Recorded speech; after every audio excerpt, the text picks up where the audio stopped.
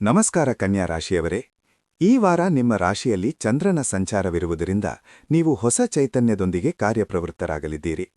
ನಿಮ್ಮ ರಾಶಿಯಾಧಿಪತಿ ಬುಧನು ಮಂಗಳ ಮತ್ತು ರಾಹುವಿನೊಂದಿಗೆ 6ನೇ ಮನೆಯಲ್ಲಿರುವುದರಿಂದ ದೀರ್ಘಕಾಲದ ಸವಾಲುಗಳನ್ನು ಗೆದ್ದು ಮುನ್ನುಗ್ಗುವ ಅದ್ಭುತ ಸಮಯವಿದು.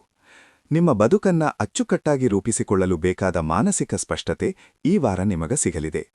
ವೃತ್ತಿಜೀವನದಲ್ಲಿ ಕುಂಭರಾಶಿಯ ಮಂಗಳನ ಪ್ರಭಾವದಿಂದಾಗಿ ಕೆಲಸದ ಸ್ಥಳದಲ್ಲಿ ನಿಮ್ಮ ಮೇಲುಗೈ ಸಾಧಿಸಲಿದ್ದೀರಿ.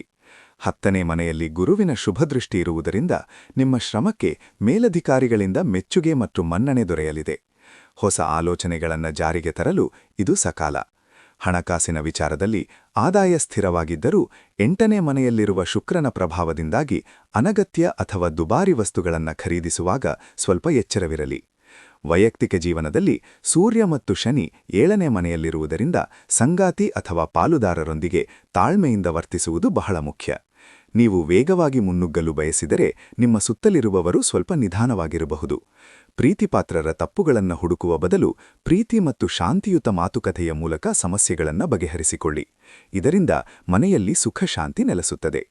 ಆರೋಗ್ಯದ ದೃಷ್ಟಿಯಿಂದ ನೀವು ಚಟುವಟಿಕೆಯಿಂದ ಇರುತ್ತೀರಿ. ಆದರೆ ಅತಿಯಾದ ಕೆಲಸದಿಂದ ಮಾನಸಿಕ ಒತ್ತಡಕ್ಕೆ ಒಳಗಾಗಬೇಡಿ.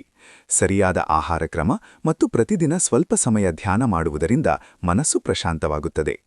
ಈ ವಾರ ಅನಗತ್ಯ ಚಿಂತೆ ಬಿಟ್ಟು ನಿಮ್ಮ ಗುರಿಯತ್ತ ಗಮನಹರಿಸಿ. ಆಗ ಅಡೆತಡೆಗಳೇ ನಿಮ್ಮ ಯಶಸ್ಸಿನ ಮೆಟ್ಟಿಲುಗಳಾಗುತ್ತವೆ. ಈ ವಾರ ನಿಮಗೆ ಶುಭವಾಗಲಿ.